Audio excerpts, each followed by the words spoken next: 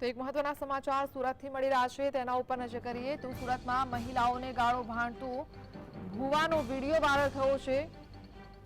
તો ફરી એક ભુવા ચર્ચામાં આવ્યા છે। અહીંયા અગાઉ દુષ્કર્મ કેસમાં આ ભુવો ઝડપાઈ ચૂક્યો હતો, ત્યારે ફરી એકવાર તેનો વિવાદ સામે આવ્યો છે। અહીંયા મહિલાઓને ગાળો ભાંડતો હોય તેવો વિડીયો છે।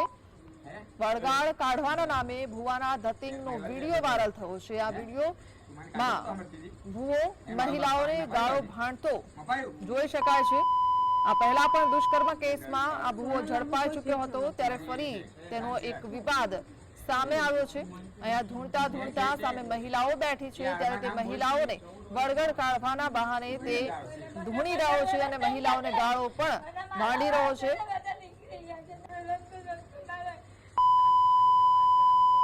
અને મોકલેલી છે કોઈ દેખાય નહીં કે આ ધંધો કરે છે।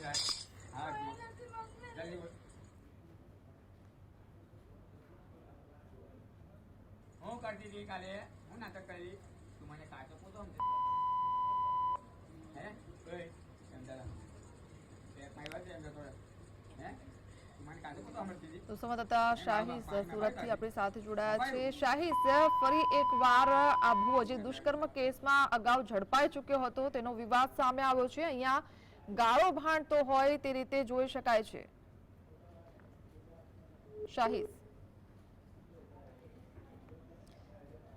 શાહીસ અવાજ આવી રહ્યો છે?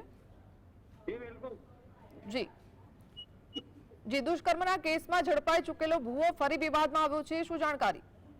जी बिल्कुल टेक्नोलॉजीના યુગમાં ફરી ભૂત પ્રેમ બાધાના અંધવિશ્વાસમાં લોકો ઘેરાયા છે।